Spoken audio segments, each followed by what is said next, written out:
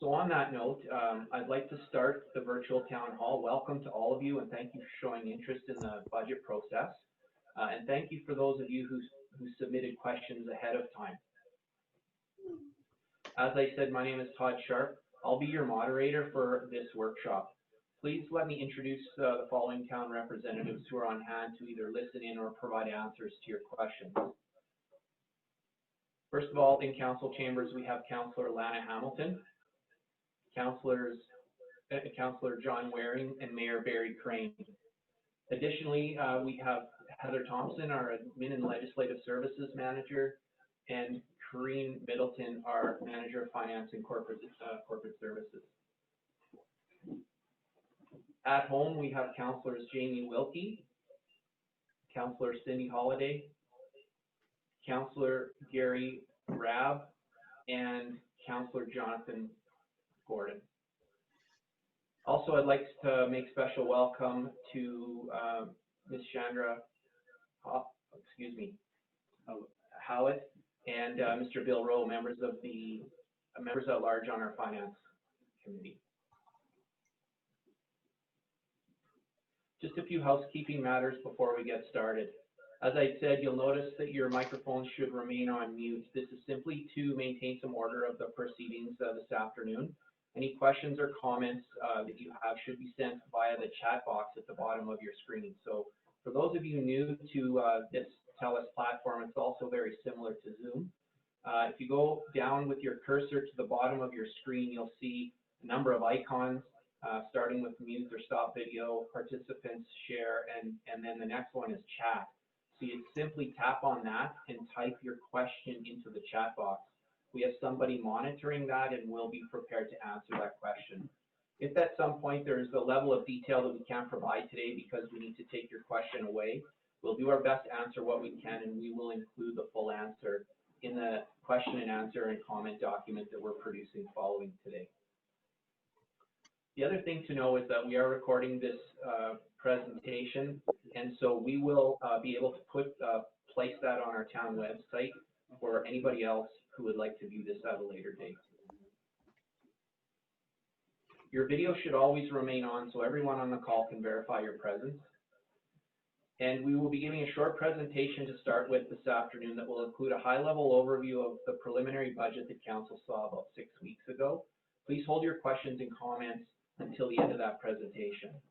Following the presentation, we will answer the pre-submitted questions that we received from some of you. And then following the Q&A, we will take further questions and comments. Further comments or questions, probing nature, feel free to type those in and we'll answer those at this time.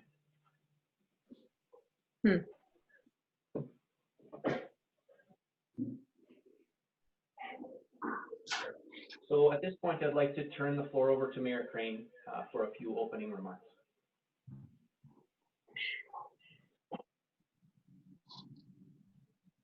Sorry, I was just reading some other information there. Okay, one moment. All right, thank you, and welcome all members of the public who signed in today to partake in our open house. Of course, this is a little different than what we normally do. It's virtual Zoom town hall, as it were. So please be patient as we try and work through any of the issues that we might get through the chat windows and answering questions or whatnot. What we're going to do is we're going to answer some of the questions that we've already received, and you can add in the questions as Todd has pointed out. When you do that, if you can direct your questions exactly to who you would like to answer, that would be great. With that, I think we're going to get rolling here. So, Mr. Sharp, if you want to start with the presentation that we've set up, that would be great. Thanks, Mayor Crane. So I'd like to turn the floor over to Ms. Middleton, who will run you through a high-level overview of the initial budget that Council has seen about 6 weeks ago. And then we'll take it to the question and answers following that.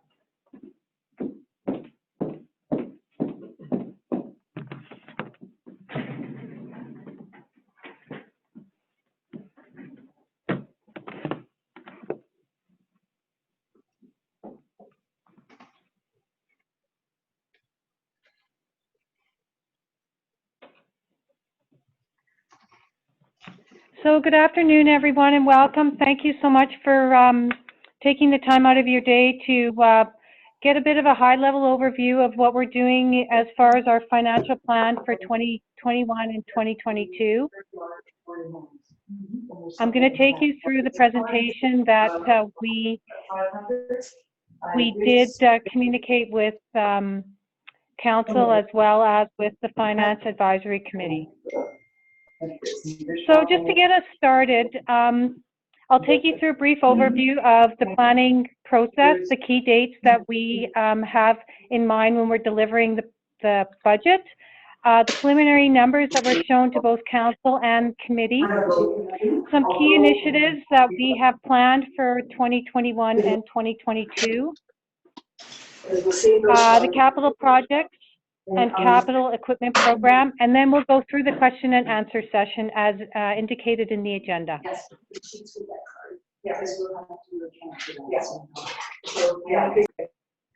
Could you please mute your microphones, please, and thank you. We're getting feedback, so that would be great if everyone can double check for muted microphones. Thank you. Thank you so much. So moving forward with the key dates. So there's a number of deliverables that we have throughout the 2021 financial plan season. So, and it starts early on in August, and we usually end sometime in December. So we present the initial assumptions and guidelines document in August, and we obtain approval from committee and council. And then we take various versions of the budget to committee and to council. As you can see, currently we're in just completing the public participation phases of the budgeting season. We've done a number of iterations of utility rate review, and we have presented one version draft to both committee and council. So what our expectations are going forward till the end of the year is we're going to present version number 2 of the 2-year multi-year budget as well as the capital budget. And those will be going to committee and then back to council in November. As well, we have plans to have some additional meetings with the Finance Advisory Committee in November and then going forward to council in December. So our expectation and our goal is to have the budget approved December 21st, 2020, before the end of the calendar year. So what did the preliminary numbers look like? I'm sure most of you are aware that we brought forward numbers in September, and we haven't taken the next round of numbers. So these are the initial numbers that we went forward with. And we are showing a budget deficit overall of $318,000. So what that represents is, it represents a decline in revenues of 2.7% and a corresponding increase in expenses of 2.9%. So we'll dig down a little bit deeper to give you a little bit of an idea of what those variances are made up of. So on the revenue side, we have a couple of key factors that are influencing the decline in the revenue. One of them is our return on investments. As you can see, the 2020 budget was $150,000, and we're projecting a 2021 budget of $90,000. As well, our taxes, we have currently in the 2020 budget, we had 3.046, and we are forecasting for 2021 and 2022 just under $3 million. So those two numbers basically make up the biggest variances on the revenue side. So just to put this into some outside of the numbers, we have declining assessed values and mill rate adjustments. We have franchise fees that have also, we are not adjusting those rates from the prior year. So some of you may be aware that information went to council a couple of weeks ago, and the franchise fees will remain as previous. And our investment income, of course, which has been impacted by the economic downturn. On the expense side of things, we have a variance report which details the 2020 budget, the 2021 budget, and the 2022 budget. So as you can see, Our 2020 budget was 5.7 million for expenses, and we have budgeted for 2021 for that to increase to just under 5.9 million. So that creates an overall deficit of 318 when you factor in both the revenue and the expenses. And there's a number of expense lines that are impacting that deficit. So some of the key expenditures that are included in 2021 and 2022 are the police requisition. So that's a new Government of Alberta requisition. So the policing costs are now being, some of that will be absorbed by the smaller communities. For 2021, the impact is just under 54,000, just under 55,000, and in 2022, that number is 82,000. We also went with some amalgamation funding and expenses. So we have some expenses that we're forecasting for 21 and 22, as well as under bylaw enforcement. So we've been mandated by the government to install some software for e-ticketing, and this is something that we must do as it's being mandated through the government. So we have some operating costs associated with that. And in 2021, it's $4,000, and 2022, it's $2,000. Other key expenditures that you're seeing in the 2021 numbers are, we have put in some additional funds for some roads.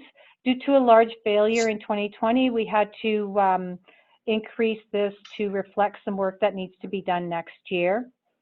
We've also in 2020 put in, 22, we've put in some expenditures for some lift station inspections.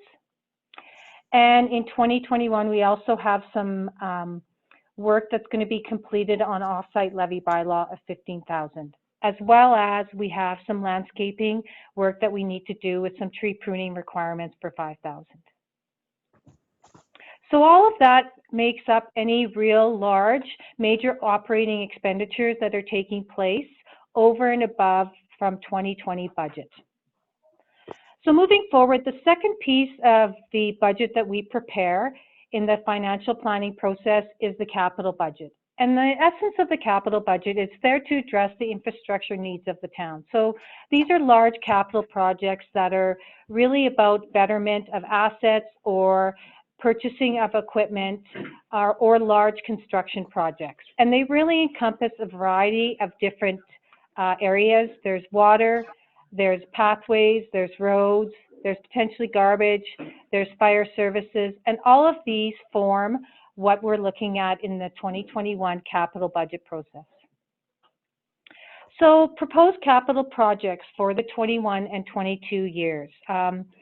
As most of you are aware, we have a large water infrastructure project that we are potentially going to do in 2021, and that is Sunset Boulevard construction.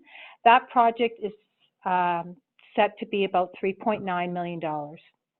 As well, we're in the second year of a 3-year project for our sewer and storm infiltration investigation and our water line pressure testing. These two programs are utilized to just take a look at the health and wellness of our systems and see where we need to focus dollars if we need to do any capital projects.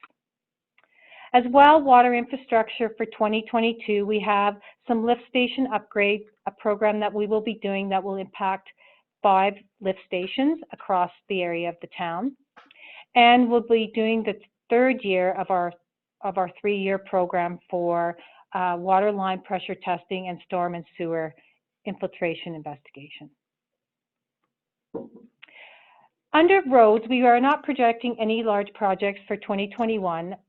In 2022, we're projecting to do a Occulta turnaround for $80,000 and the town office parking lot for $290,000. As well, in 2021 and 2022, we have some dollars for pathways, parks, and recreation, and that is $100,000 for each year. As far as our proposed capital equipment program for 21 and 22, we have some fire services equipment purchases that we will be making. Our SCBA equipment is a 5-year program, and this is the last year of that program where we put $30,000 away. as well as a diesel exhaust capture system for $75,000. And as stated earlier on the operating costs of the e-ticket software, we also have a capital component to that, which is $15,000. And we are also expecting to replace a plow blade in our 1-ton truck. So I thank you very much for the presentation.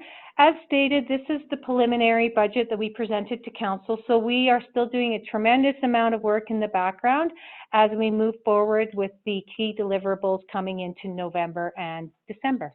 Thank you.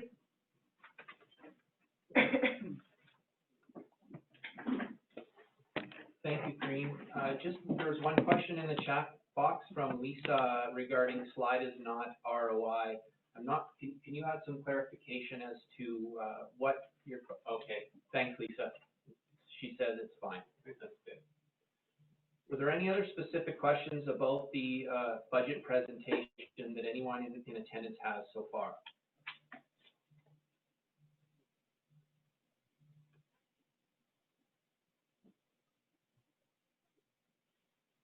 Okay, as Ms. Middleton has stated, that was the first blush the council got about 6 weeks ago. We're working behind the scenes to come up with some savings initiatives in order to make that budget break even.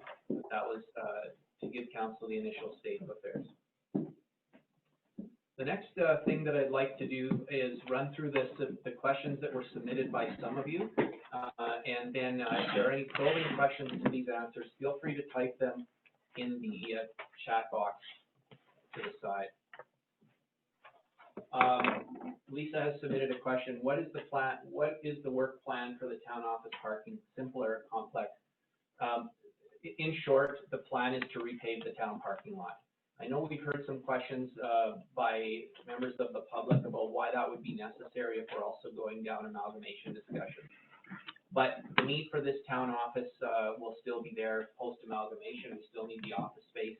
Whether, if and when amalgamation is approved, whether the Black Diamond or Turner Valley offices are the primary office is really irrelevant. We still need the space, and we're still going to have functioning offices in both towns.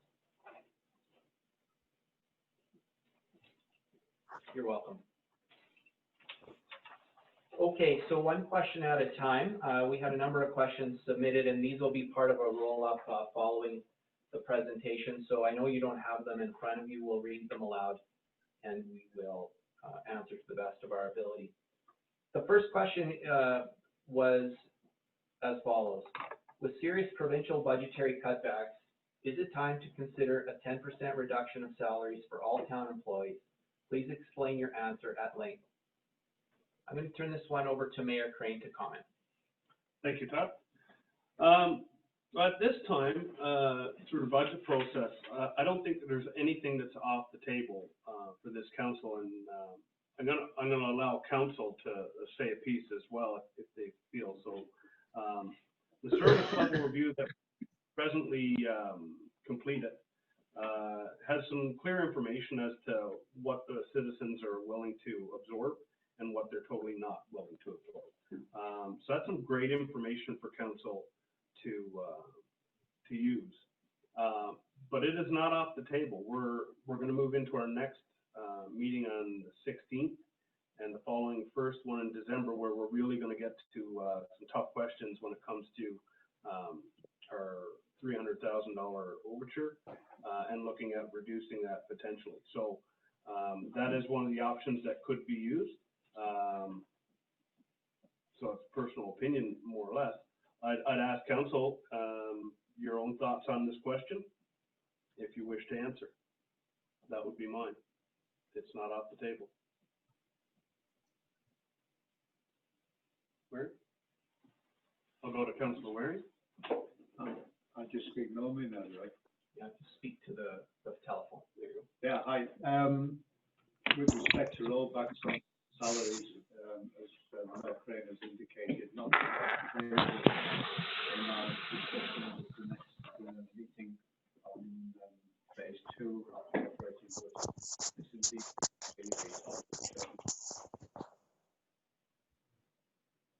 This indeed will be a topic that we're going to discuss and look at and see where we feel if anything is necessary.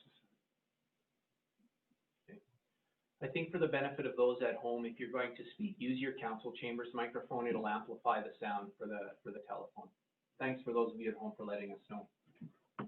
Councillor Holiday, Councillor Rabb, Wilkie, either one of you would like to comment, feel free. I've got Councillor Hamilton, yes, no? Yep, sure, go ahead.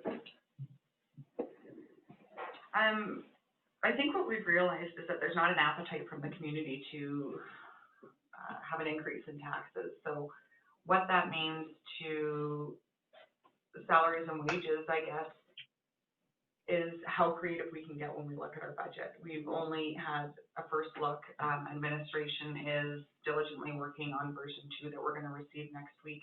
So I think it all depends on how the budget evolves between now and approving it in December of 2021 and looking to where we can find savings and how we can work together to hopefully not see an increase in taxes to our residents. Some of these things are out of our control, as Corinne noted, the police requisitions and other bylaw expenses. So I think that council and administration are going to get creative as possible, but we're going to do everything we can, I think, to make sure that our residents are not seeing an increase in their tax bill come June.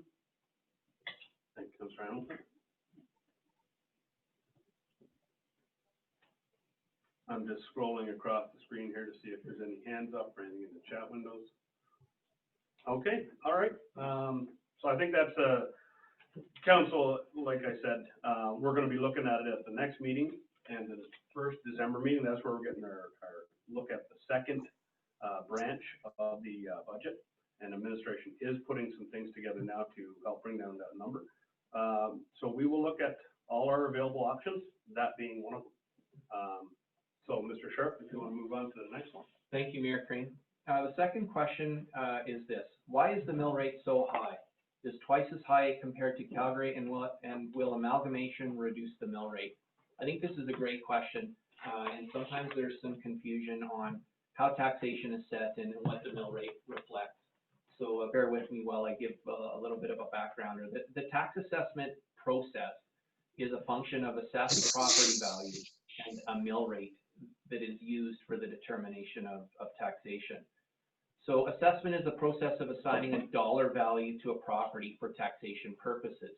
It doesn't equate to the appraised value that your realtor or others might assign to your home, but simply for the purposes of taxation. And the value is used to calculate the amount of taxes that will be charged to the property owner.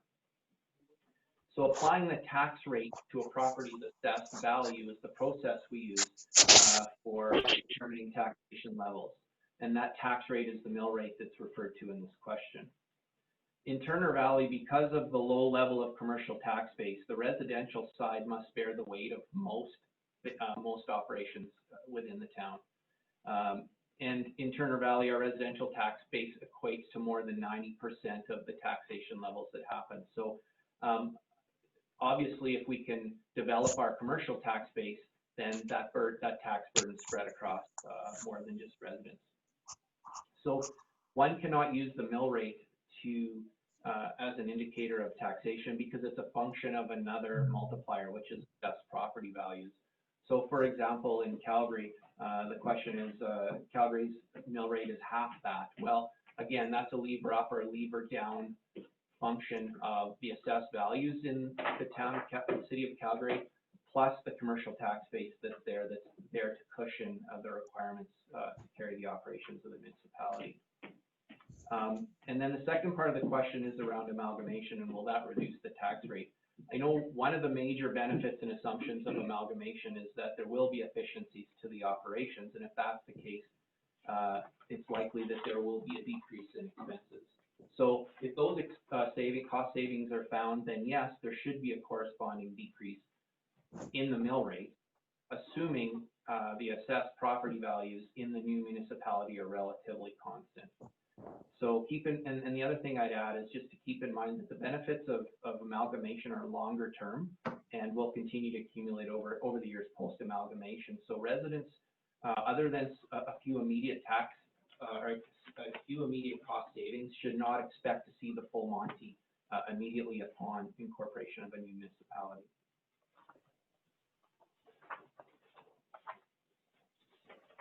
Just a reminder, if you could, please, that everybody double checks to make sure they've remained muted.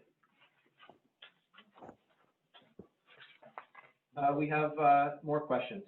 Question around reserves. Would council please explain the basic process around assigning of reserves? And can you also explain how the town adds grants to reserves and how spending reserves is determined?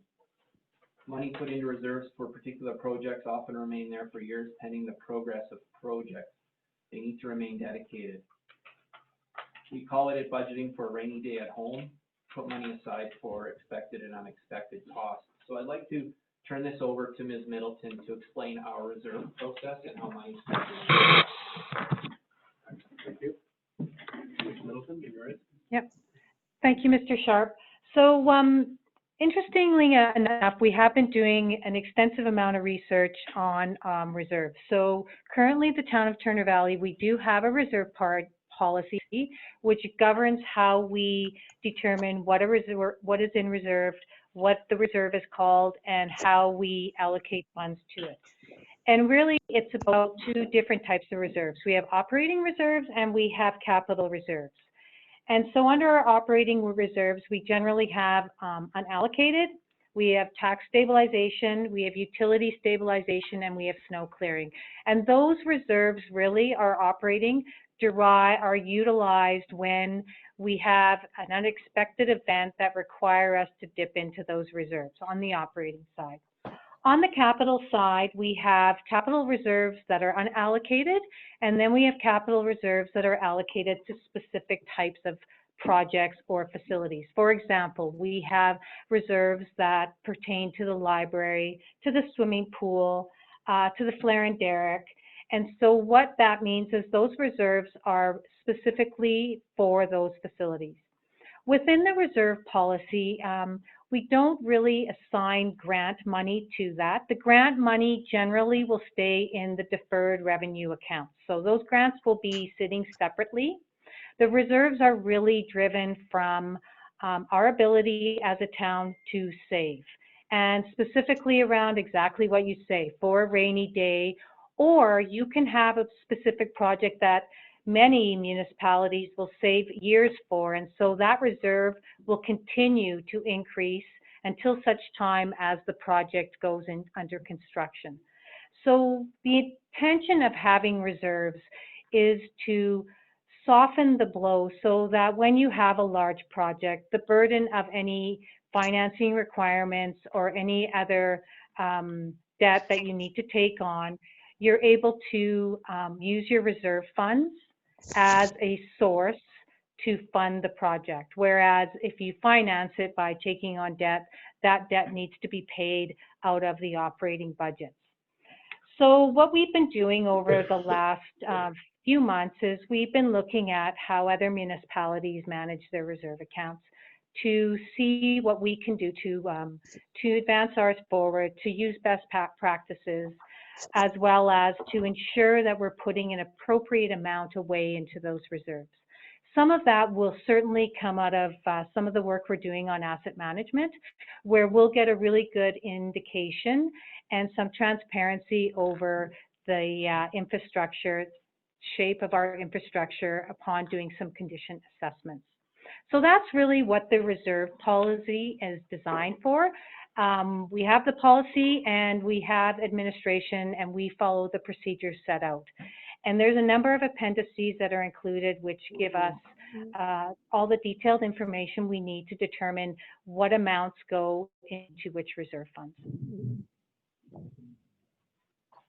Thank you, Ms. Middleton. Just for those on the call, I believe there's somebody who still isn't muted. I suspect it might be the participant on the line called G6. If you could just double check to make sure you're muted. Thank you.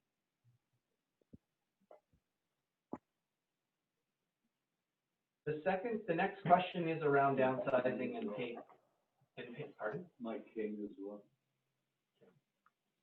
MW King Consulting. Okay. Also, MWK Consulting, if you could just check, we'd appreciate it. The next question is around downsizing and pay cuts. Questions arising from the public and on social media, as usual prior to an election, regarding pay cuts and the downsizing of staff. Can council ask administration to do a brief employee pay comparison chart, a comparison with 2 or 3 similar like-sized towns? Council has asked administration to do that. We completed one in April of 2019. We compared with 8 other municipalities. The sample of municipalities that we compared to was a blend of a couple things. Number one, like similar sized municipalities from a population perspective, but also municipalities around Turner Valley that we would be in so-called competition with as we try to attract employees. And within that comparison, I can tell you what we found. Of the 23 job classifications that we compared to where we had similar positions or classifications in each of those municipalities, there were 14 of those positions where Turner Valley employees were paid below the median salary for that position. There were 6 of those classifications where Turner Valley employees were paid roughly on par. And there were 3 of the 23 classifications where Turner Valley employees were paid above the median. So I hope that helps the resident who's asked that question. Of course, that's about a year ago, but we expect that there would not have been substantial changes in those municipalities as we're all working under the same circumstances. The last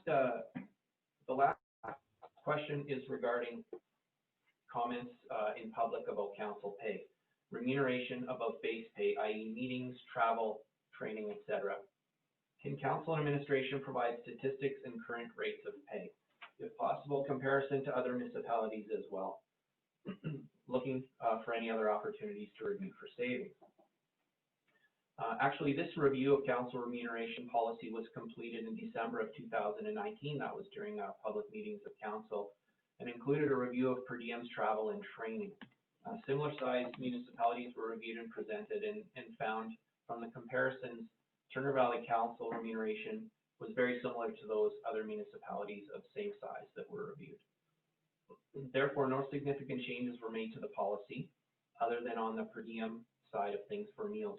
And policy was updated to provide greater clarification about what should be part of council responsibilities and what would be on the side of that, for example, per diems to attend committee meetings, etc. Prior to this, the last remuneration review was last amended in February of 2008, where the rates for the honorariums were updated and per diem rates were increased.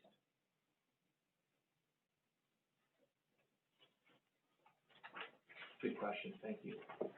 Mr. Sharp, just to follow up to 2 of those. Number 2, the downsizing and pay cuts question. We have before us the comparison chart. It does say confidential. Is there a way we can have this posted to our website for those who may have posted the question, or members of the public who want to check it can go through it and look at it? Could we redact some of the areas that would give away individual criteria, I guess?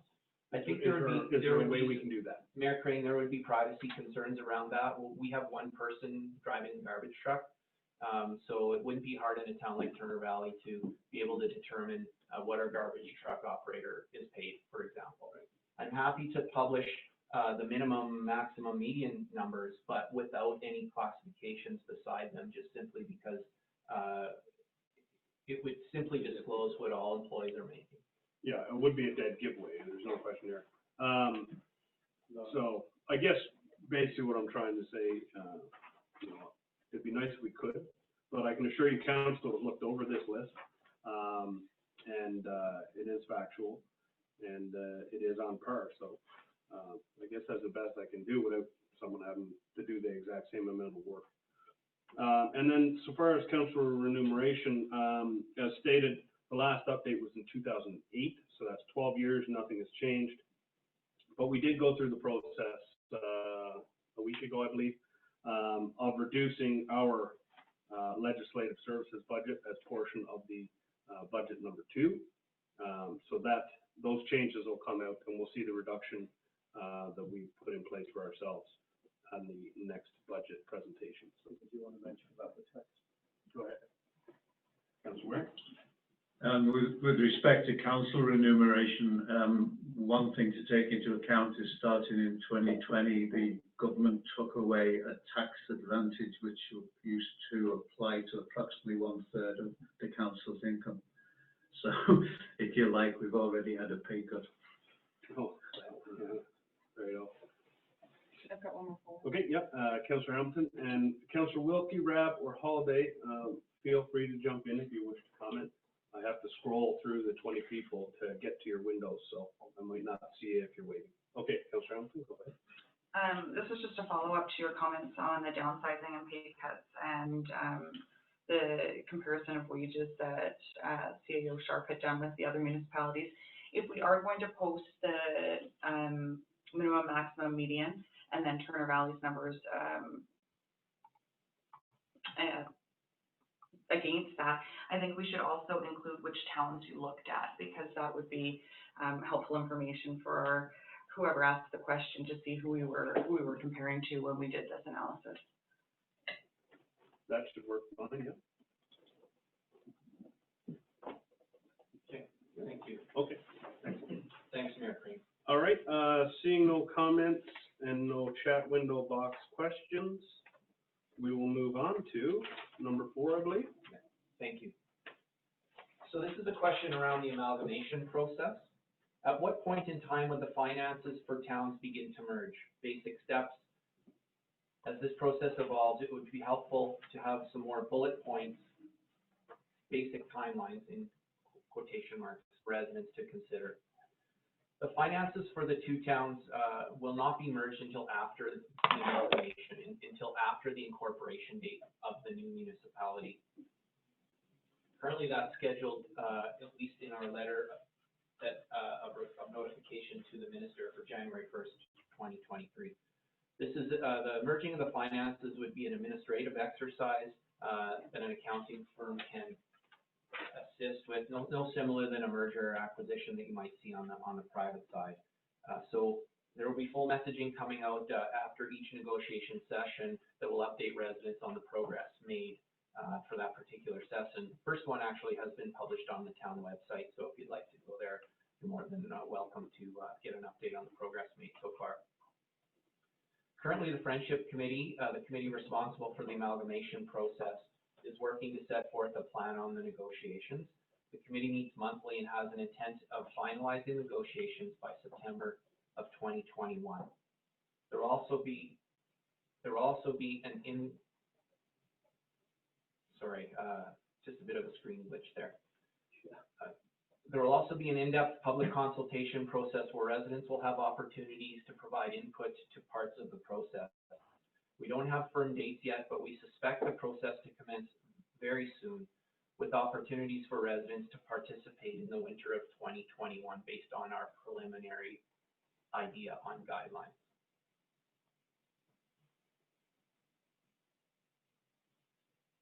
I'm just looking at Chandra's comment here. Just give me 1 second.